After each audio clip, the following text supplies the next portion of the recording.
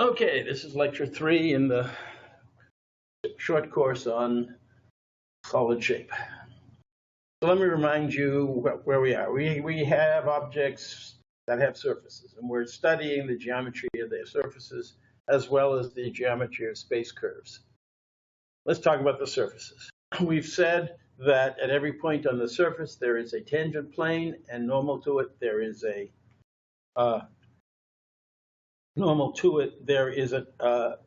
to that plane is a normal direction that we call the normal to the surface.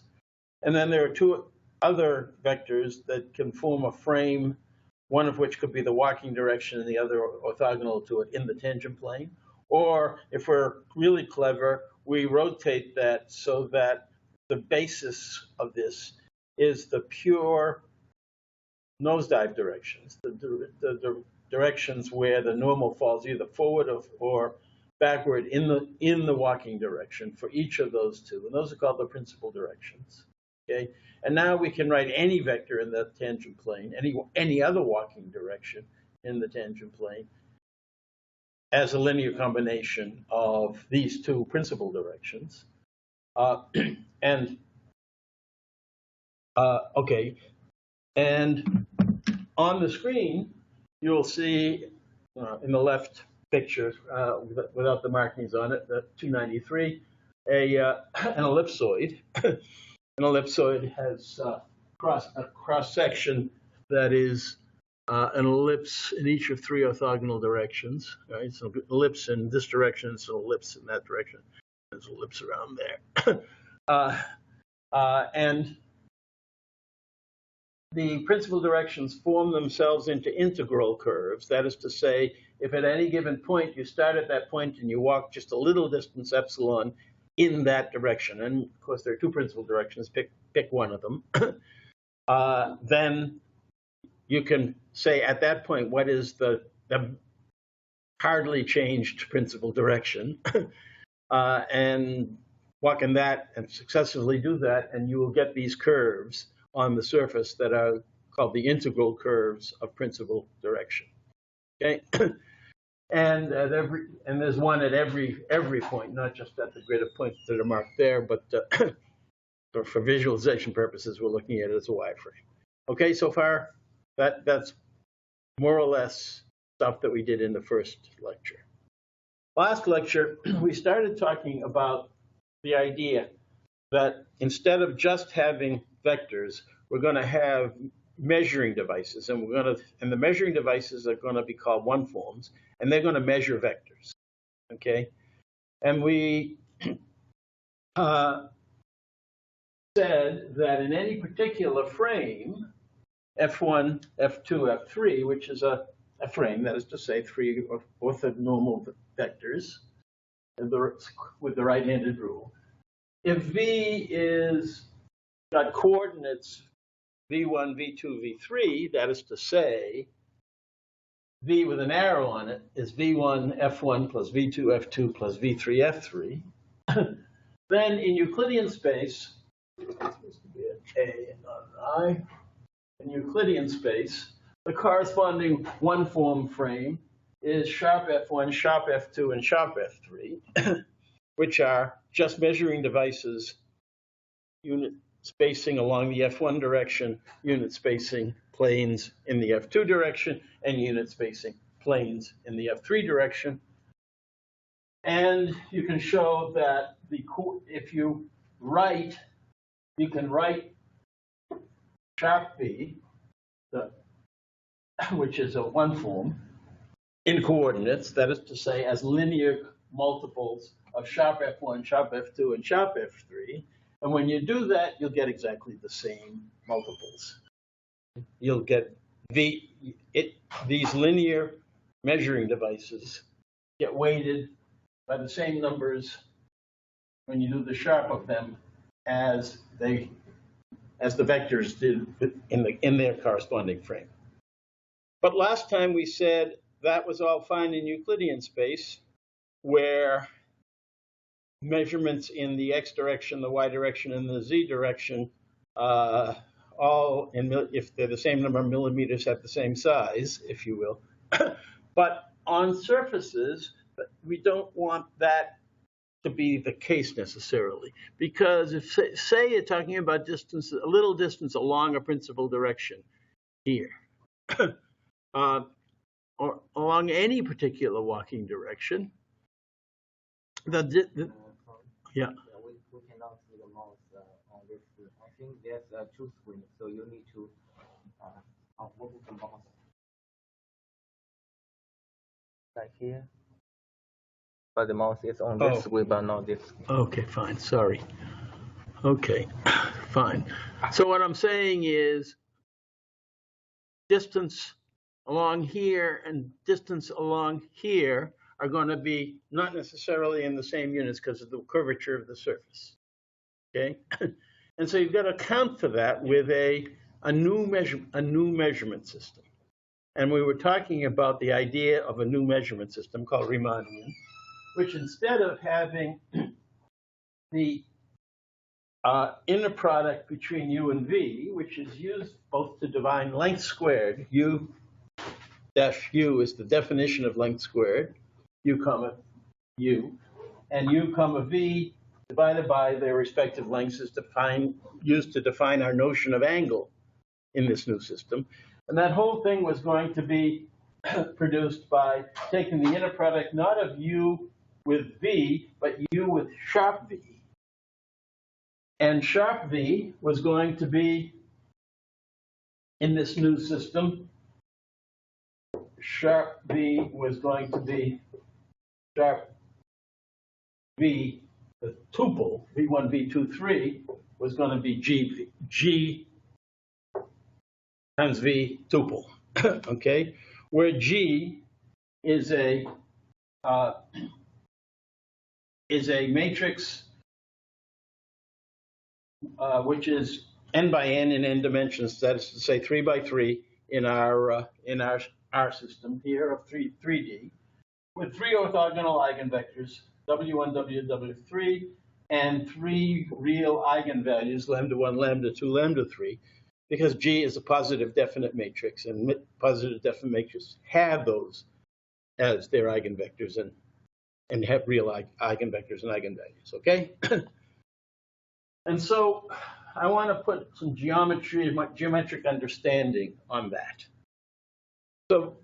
So here is, in 2D, because I can't draw easily in 3D, an ellipse with W1, well, more precisely, lambda 1, well, with eigenvectors, this guy and that guy, but their unit vectors in ordinary space might be like so, okay? And what, as eigenvectors, what G does is map W1 into lambda 1 W1. That's how eigenvectors work.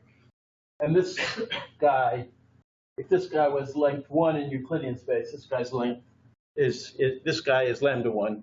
That resulting vector is lambda 1 in lambda 1 W1 in this space. And likewise, there's a W2, and it actually maps that vector that was unit in original space onto lambda 2 W2.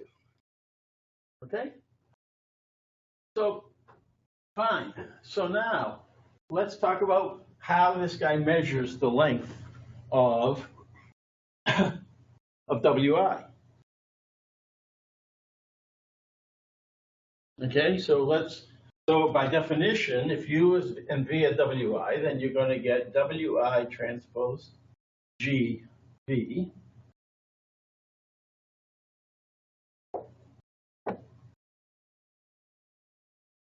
But GWI. But GWI is lambda I WI. and then you get lambda I times Wi transpose Wi, which is lambda I bigger than Wi started out. I mean, then yeah, it's the original size times lambda I. Okay, so it's doing an expansion in the square. Okay, so this is the new length squared. I'll put R for Riemannian. The Riemannian length of this vector is lambda I, which isn't one. So this vector isn't a unit vector in the Riemannian sense, right? What is a unit vector is the vector 1 over root lambda I Wi, because then that gives you a 1 over root lambda I here and a 1 over root lambda I here, and the lambda i's cancel, and then you get that original one, if you will. So the upshot is that in what you're doing is you're expanding length measurements differently in the orthogonal basis directions of G, the eigenvectors, and every other vector is going to be measured in terms of its components in these respective directions, and each one of the components is going to get stretched differently. And that's how length works on infinitesimally on curved surfaces. So, okay, this is fine. What's this useful for? So one very, very common and important use of this is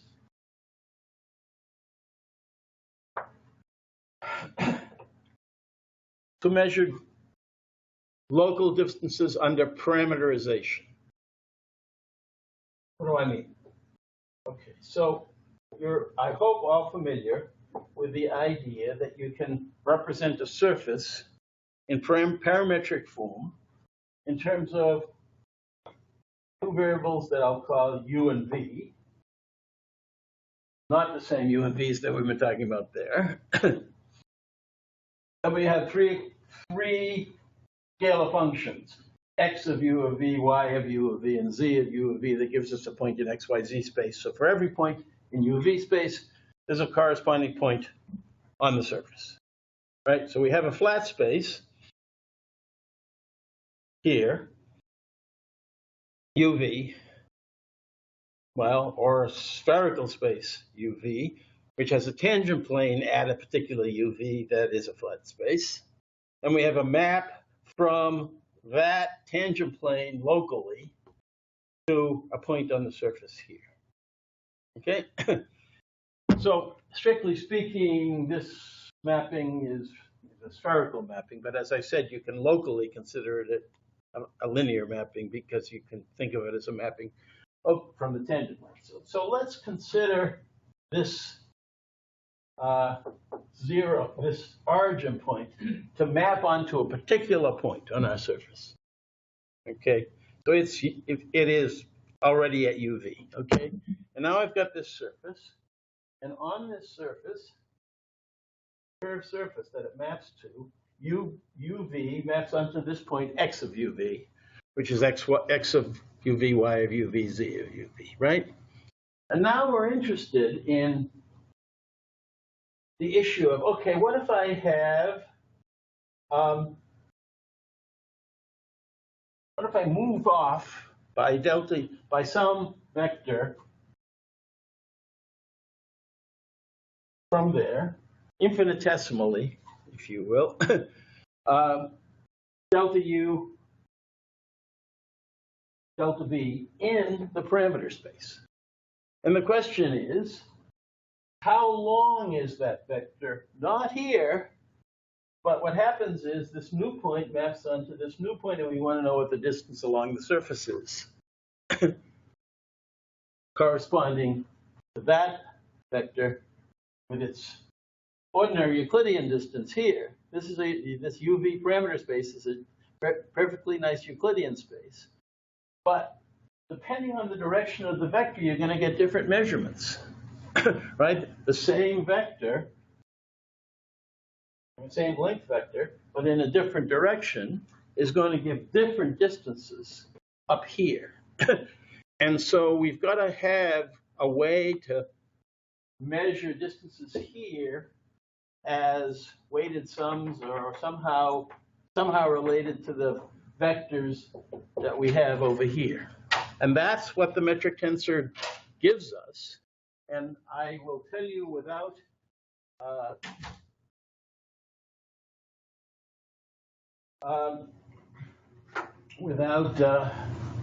proof that the metric tensor, in this case, the metric tensor is produced by this G matrix. It's called M sub 1 for the first fundamental form in measuring for this particular metric that takes you from parameter space to surfaces. And it's just the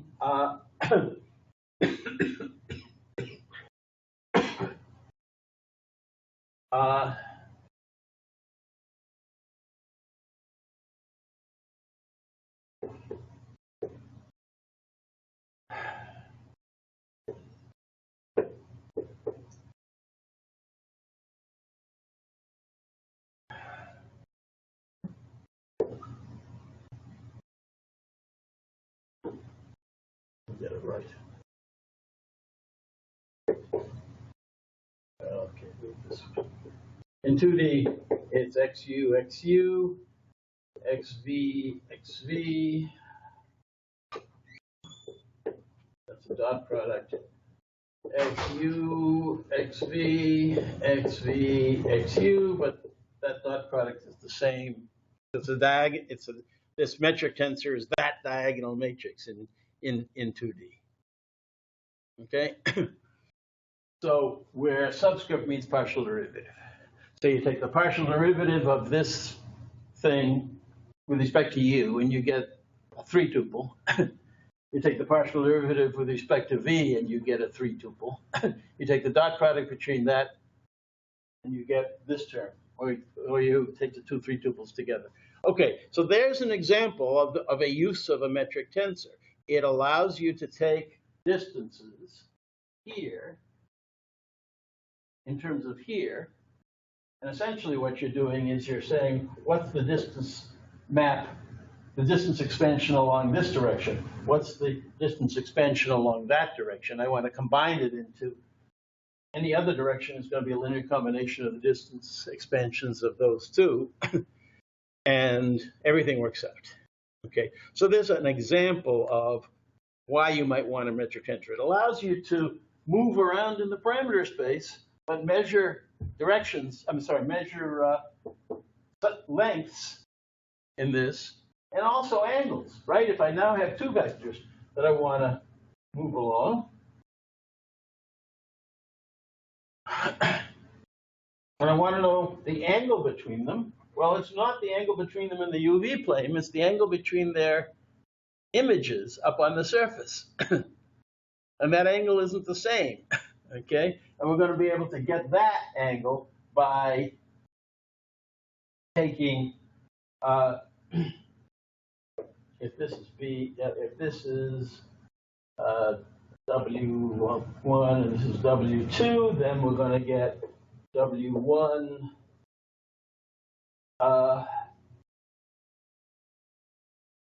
M1 transpose W2 as the cosine of the angle between those two vectors up on the surface. Okay, so we're able to turn parameter space lengths and angles up to the corresponding ones here. So I'm still not clear about how you use the metric G to map like any vector, like the length in the parameter space to the like the surface space. Yeah, what we said is if U is a vector that in this frame has coordinates v1, v2, v3, u1, u2, u3, and v is a vector that in this frame has v1, v2, v3. Then G, which in this case, which also is with respect to a particular frame. G is this matrix, and the new definition of the inner product between U and V is represented by, well, is equal to, this is a scalar, U transposed G V. Okay, so if you want to measure the length of any particular vector in the after transform to the surface, you just do the new like dot product using the metric. That's right. You use UTGU and take the square root, and that's your new length. So in this example here, if we had a vector that was a unit vector here, this W1, and we did W1 metric tensor W1, but because I've got W1 at GW1 as being lambda 1 G1, that's going to end up being lambda W1 transpose W1, but I assumed that that one was unit to start with, and so it's just lambda 1. So the size of this, so the size of W1 is lambda 1. No, it's the square root of lambda 1. Right? Because L squared is lambda 1. Okay, so we just use this linear operations as a means of applying this tensor, and that's what Riemann invented. In Qingyu's exam, Julian mentioned something that I had once known but forgotten. The Gauss, who's the progenitor of most of the stuff in this course, had a student named Riemann, and he was a very good student, but he was weak in geometry, so Gauss told him he was going to do his PhD dissertation in geometry, and all that came out of it was Riemannian geometry. Okay, which Riemann spent the rest of his life developing further. Okay, anyway, so you okay? So now, everybody?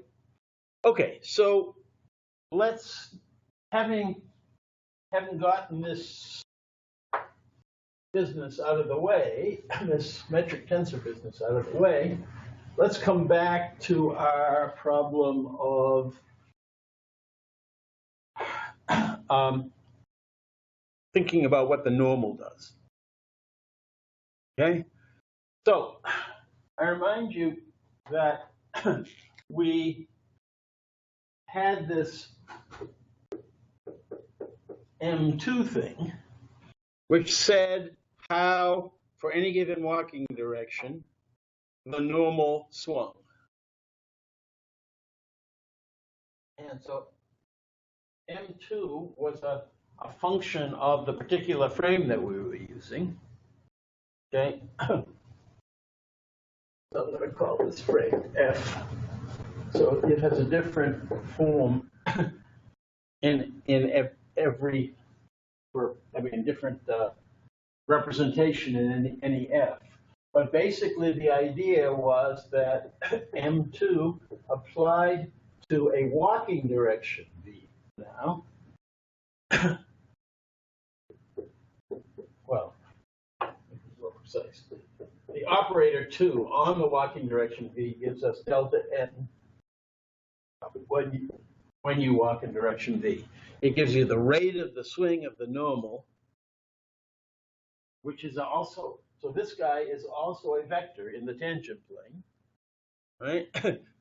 It's a vector with direction, the swing of the normal, and with length, how fast the normal swings. And 2 of V just maps walking directions into normals. And in coordinates, it just looks like K1, K of a walking direction, K of V perp, T of V, and T of V perp. That is to say, when you walk in V, the coefficient, the component of the swing of the normal in the V direction, the nosedive, and the component when you walk in the V direction, orthogonal to it, the twist. And likewise for the walking direction V perp. And I told you that we were going to learn, and I'll tell you I'll not prove it here because of the shortness of the course, but I'll give you the rough idea of how it's proven that this turns out to be a diagonal matrix also, okay, because the two twists are the same. And what we said was that if we rotated our coordinate system so that the frame was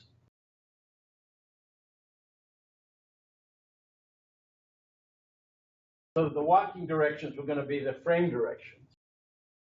Let me see if I can state this a little clearer. We know that any vector, any other walking direction can be written as a linear combination of V and V perp because they span the tangent plane. Okay?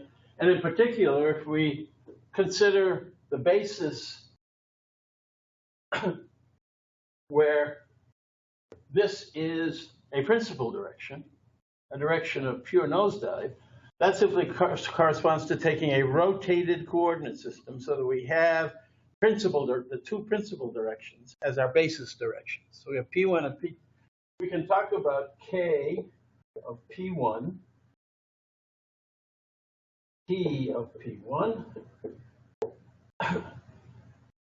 T of P2, because P2 is P1 perp, K of P2, right? For the particular, if we choose, and now any walking direction is going to be able to be written as a linear combination of P1 and P2.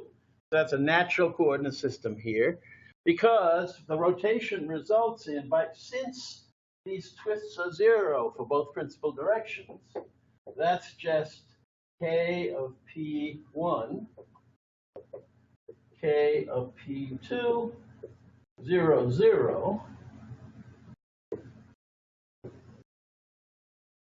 And this guy gets the name kappa 1, we've said.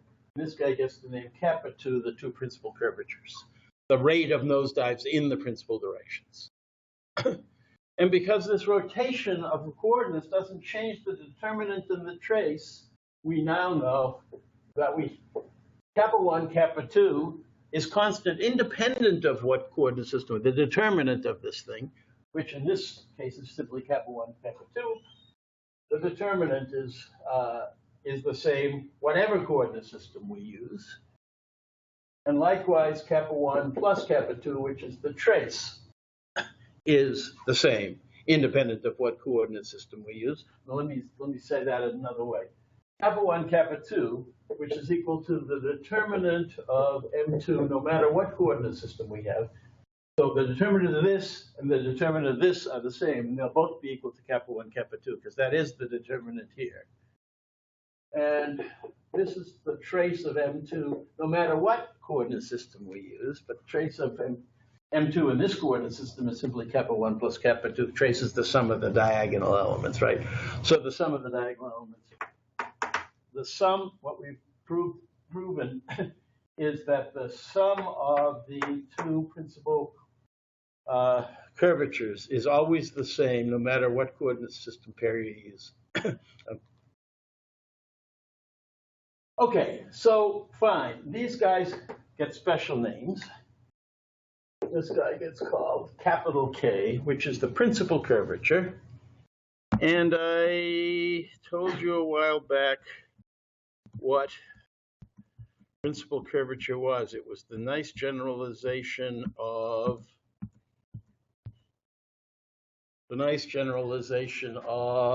ordinary curvature on a curve in two space. Namely, it's the area of the swing of the normal on the unit sphere up here relative to the area of the swing of the patch down on the surface that you have the normal swinging with, and it's the ratio of those two areas. And so that's K. And we call kappa 1 plus kappa 2 2 times capital H. Okay, so this guy is called the Gaussian curvature.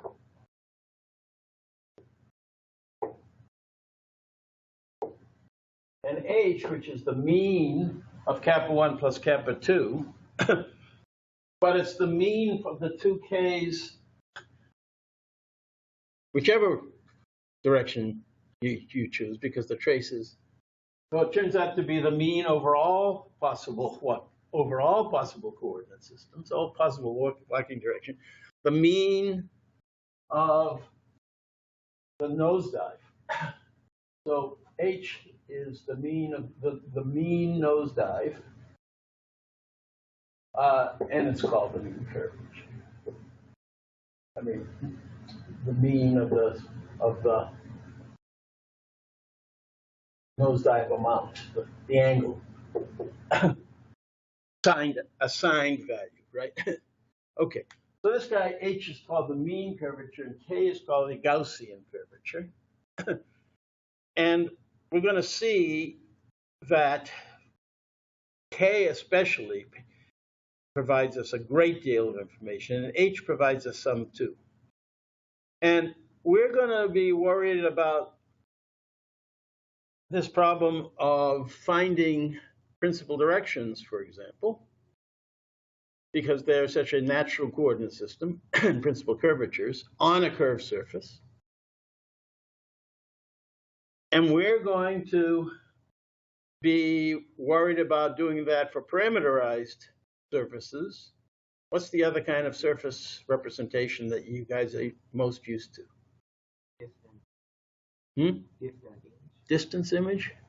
Well, is that a parameterization of a surface? Yeah, I guess it is. Okay, that's a valid one, but that's not the one I was referring to. Tiled surface is the one that I figured we're pretty used to. Okay, that you have triangular tiles or polygonal tiles. Okay, so let's take a triangularly tiled surface, and we're going to want to be able to do geometry on that too, right? We're going to need to be able to measure things on that representation of surfaces. And it turns out that we're going to need this K and H to do that in a satisfactory fashion. Okay. Moreover, to do it on a parameterized surface, remember that we said that we're looking in the delta U, delta V space for a direction which up on the surface is a principal direction. We're going to solve it down here in UV space, but know what the mapping is of any vector up onto that space. The two principal directions are orthogonal up there, right? But orthogonality here is not the same as orthogonality there. So we're going to be looking for the two principal directions, and they may have an angle that's not 90 degrees there, but they must be vectors that, when mapped over here, do have 90-degree angle between them, if we're going to be finding principal directions. Right? So that's good. So all this geometry that I've been doing is going to be needed for finding principal directions and principal curvatures on a surface in a computer representation, at least among the two that I mentioned. Turns out, yes, for the distance. Yes, there's going to be a similar problem. Okay, fine. So let's get back to learning a little bit more about this this Roman 2 operator, that is to say, this thing that maps walking directions into normals. We're now going to take the convention that all I needed is in principal coordinates, and I can take any other walking direction as a linear combination of P1 and P2. So if I have some walking direction B, it's alpha 1 P1 plus alpha 2 V2, where I'll take the convention that this is a unit vector, so that alpha 1 squared plus alpha 2 squared is equal to 1, or alpha 1 squared is the square root of 1 minus alpha 2 squared. Then any such vector can be written in the form of alpha 1, alpha 2 in its representation. It's alpha 1 P1 alpha 2 plus alpha 2 V2, but P1 and P2 are the basis, so that's the representation of that. But if this is a unit vector, and theta is the angle between V, is the unit vector V, and P1, is P2.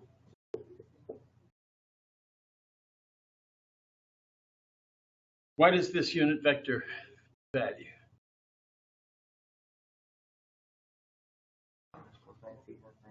Right. Very good. It's cosine theta sine theta. Okay, so you know the angle between V and P1. And now I can tell you that delta n of V is going in the same coordinate system, the P1, P2 coordinate system. So I need to use the M2 for the P1, P2 coordinate system, which is kappa 1, kappa 2, which gives me kappa 1 cosine theta, kappa 2 sine theta. And now for any theta at all, I'm in a position, knowing kappa 1 and kappa 2, to tell you what the normal goes into. Yeah. So as you just mentioned, like no matter which working direction is, the trace should be the same, right? If I compute the trace of this one and the trace of the principal direction. Trace of which one?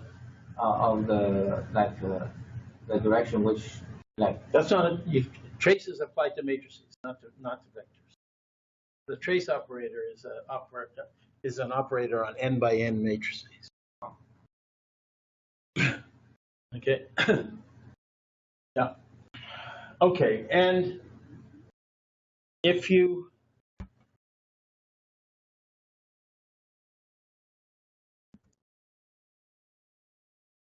so what this basically is saying is that the principal the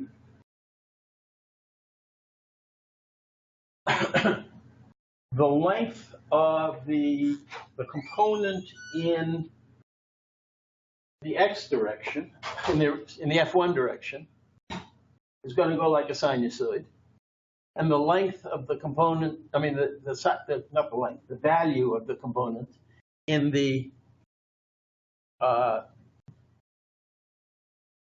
direction, namely the p1 direction and the p2 direction, I should say.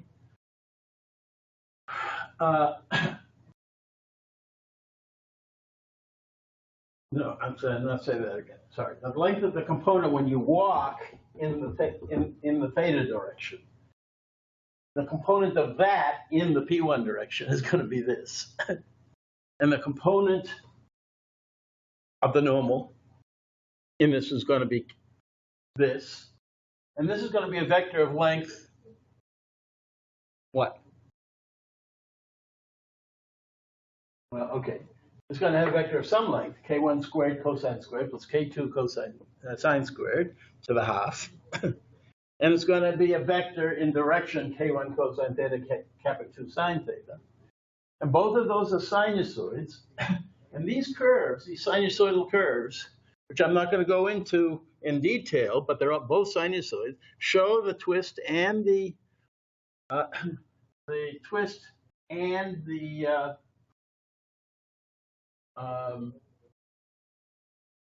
nosedive for any possible walking direction. Okay? And they're sinusoids. Okay? So if I ask you, what is the direction in which the nosedive is greatest? Well, the nosedive corresponds to, I should point to it on the screen. Is the screen seeing this right now? You need to see the screen and move the mouse.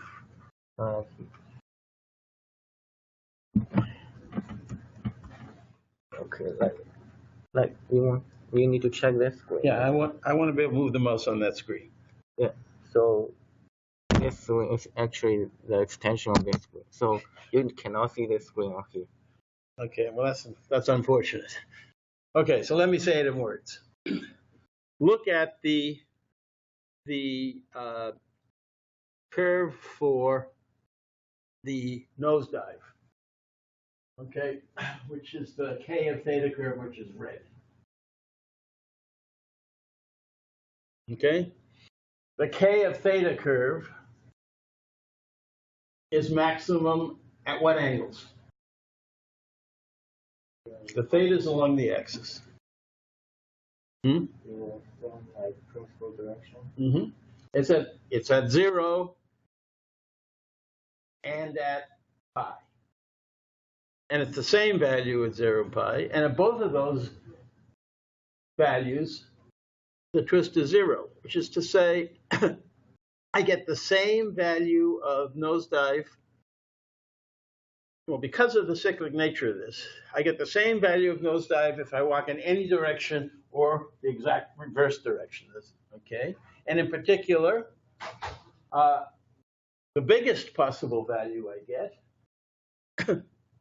of the nosedive happens at 0 and pi, which are the two principal directions. At 0 and pi, the maximum, and the minimum occurs at pi over 2 and 3 pi over 2, which are the respective principal directions. So one of the principal directions gives me not only a pure nosedive direction, but a direction that is the maximal of all possible nosedives. and the other principal direction gives me a minimum, and it happens 90 degrees from the first one, pi over 2 from the first one, and it is the minimum possible nosedive. Not minimum in magnitude, minimum in the ordinary sense of minimal. Okay? So now we've got a nice situation. I mean, some people define principal directions in terms of the max and the min. The max possible nosedive and the min possible nosedive. I don't like that. I personally like to define it as the pure nosedive directions. But now we've proved that it's an if and only if. Okay, they are simultaneous. You can define it either way, and the other one you'll get the same as the other one. Okay, so we can take. So we have now that the principal curvature. The nosedive, I should say, goes sinusoidally between the first principal curvature and the second principal curvature, and always stays between them. Okay, less than or equal to them, and takes on their maximum and minimum in the principal directions. Okay? Interesting set of properties. Okay. So let's now look a little bit further at the values of K and kappa 1 and kappa 2.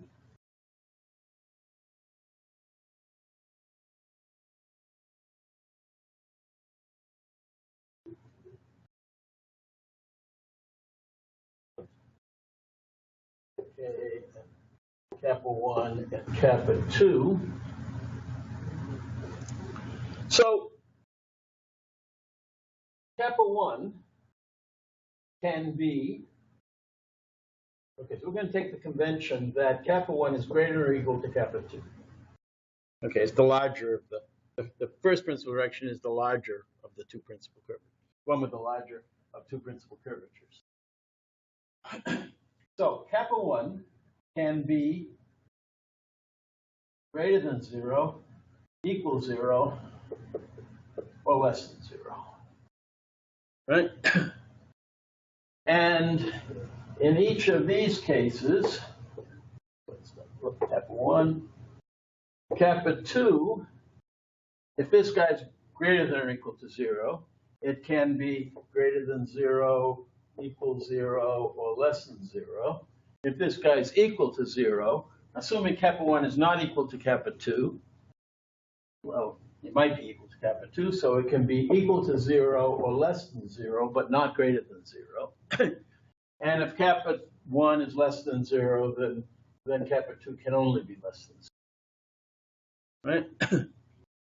Now, let's remember our sign conventions. In a principal direction, falling forward is negative curvature. Falling backward is positive curvature. Okay? So you go like this and you fall backwards. That's called positive curvature. So what we're saying is, in this case, we're falling forward in forward in P1 and falling forward in P2. So I have a point that I fall forward in P1 and I fall forward in P2, and therefore I fall forward everywhere because all possible curvatures, all nosedive components, are between these two, and thus they're both negative. So every direction I walk in is going to be falling backwards. And a direction where every direction is falling backwards gets called what? Convex. Right? That's a convex point. This here.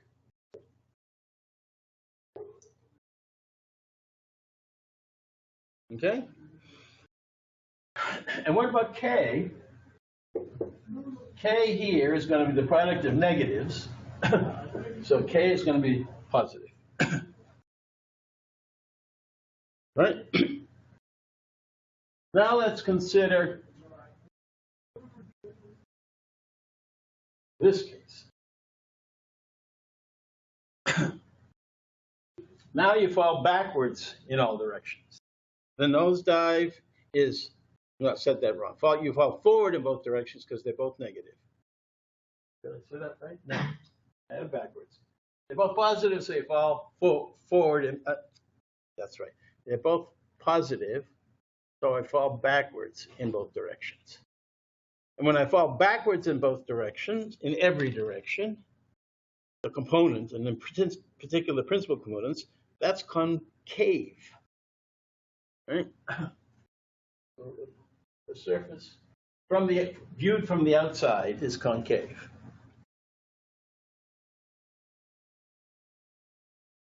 And K is also greater than 0 because the product of positives is positives.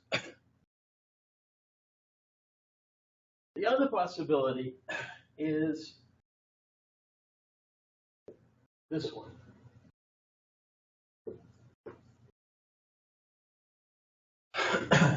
K1 greater than 0, kappa 2 less than 0.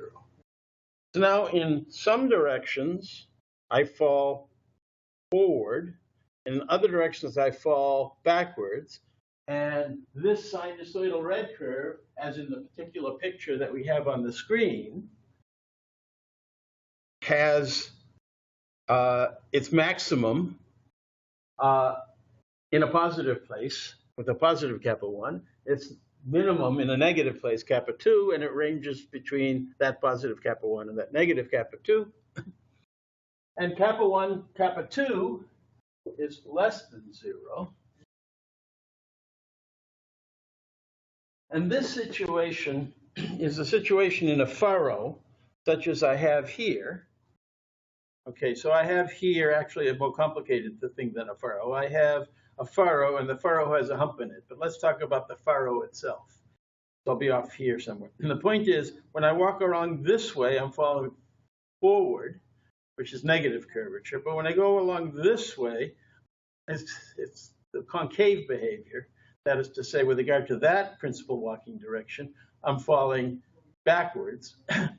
And so a place that for different directions has forward and backward nosedives is called a hyperbolic point. Okay, so this is called hyperbolic. Hyperbolic is like furrow-like. Another example of hyperbolic regions is this pair in which I have convex regions here, convex regions here, but here at the neck, when I walk along this way, I fall backward, but when I walk along this way, I fall forward. And so that's hyperbolic region separating a convex and a concave. Convex and a convex region. Okay.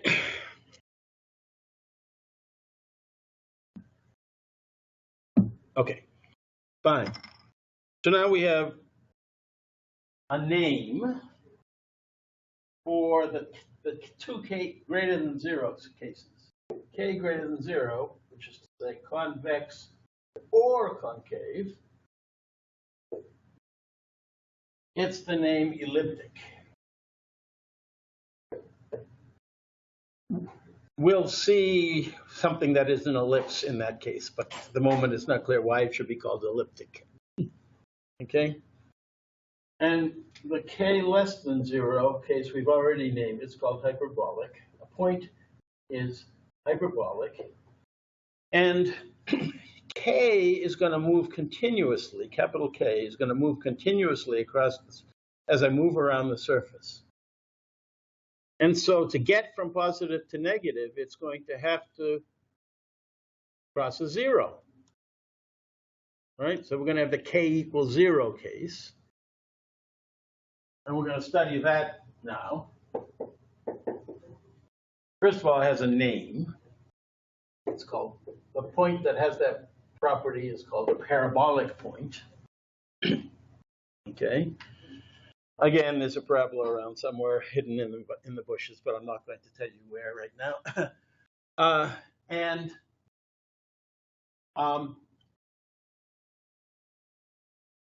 In order for k to be equal 0, we need either kappa 1 to be 0 or kappa 2 to be 0.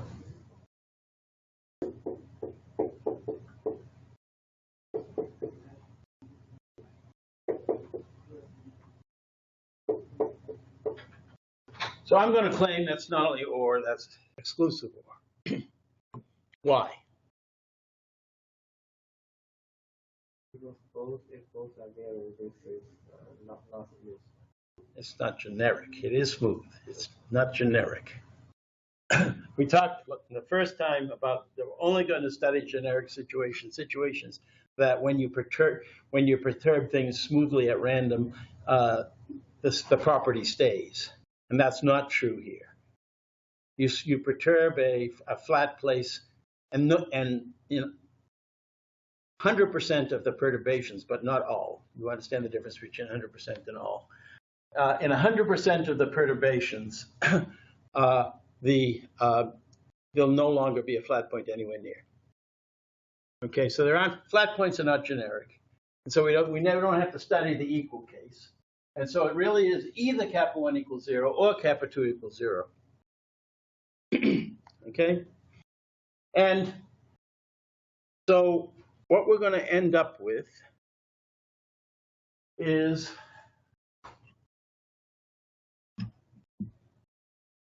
places organized into convex regions, and in them there are going to be parabolic curves that divide the convex part from a hyperbolic part, because one of those principal curvatures, the one sort of going along this way, changed its sign from negative to positive.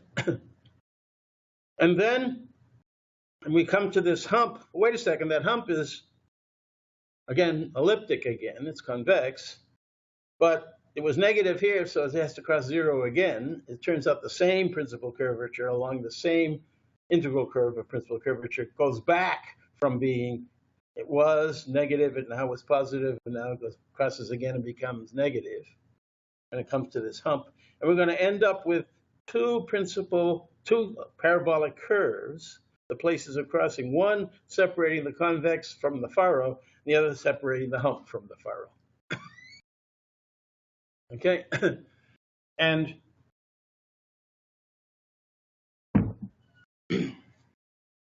in this other example, it's the sort of same story. You have principal directions. They're a little bit different. The principal directions here are sort of checkerboard. They sort of go across this way and that way. They're not really checkerboard, but they're like a grid. Here, they're more like radial. They come down here, the principal direction. The other ones are more or less circumferential. Never mind. Again, the one coming down this way has negative value here in the convex part. It crosses zero to become positive in the hyperbolic neck, and then it becomes negative again, because while the other curvature stays positive all the time. Okay, so we have this idea now of regions of the object that are either convex, concave, or hyperbolic, and they're separated from each other by parabolic curves. Okay, and then we've run out of time, so we will have another lecture a week from today. And just to remind you, the 2 weeks from today is Thanksgiving, and we won't have a lecture that week, but then this thing will pick up again the week after that. Okay, put it off, please. Still interesting?